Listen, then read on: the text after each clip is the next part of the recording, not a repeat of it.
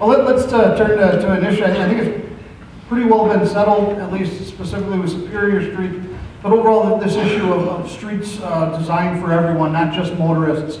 And please, I'm hoping you can each please explain your position on the recent proposal to add a designated and protected bike lane to Superior Street downtown, and also this idea that we should have space for pedestrians, space for bicyclists in our city. And Chuck, let's start with you.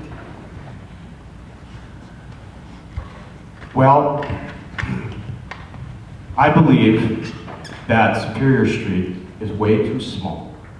We're geographically choked here in Duluth as far as we're a mile long, and we're 26 miles long and 1 mile deep. We have to be very mindful where we put our roads. If we can't take care of the roads that we're driving on now, I don't think we should invest in bike lanes until everything is straightened out. Going into the future, I think if they're discussing bike lanes, I think they should get a business consensus before they try to ram something down the people that are affected throat. Just like you, we all have special interests, okay? But when the special interest voice, which is the minority, becomes the loudest voice and they get the biggest seat at the table, we're doing something wrong in city government. Emily, bike lanes and this idea of streets for all? Thank you, and I will address it primarily in regards to Superior Street, because I think that's probably more the point of the question. I am a supporter of integrated transportation. When we're talking about Superior Street, we will be remodeling the street. Parking will be changed as a result of that, and we are getting money from the state and federal government to invest in Superior Street. It's a great project, and it's worth its own question on its own about what's happening there.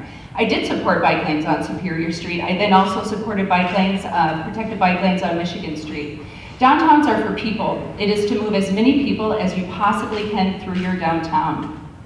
When we have a downtown plan that parking is going to change, I vote to move a growing segment of people through downtown. We know a few things about cyclists. We already have pedestrians, we already have cyclists, we already have drivers. We already have these groups moving around. It is our job to ensure that they're safe. The two things we know about cycling is that transportation cycling only gets bigger once it starts taking hold, and it has taken hold. And the second is that they primarily shop at local retailers and local and small business. It is a partnership that can work in economic corridors. Excellent answers from both of you. Chuck, last word on the bike lane on Superior Street.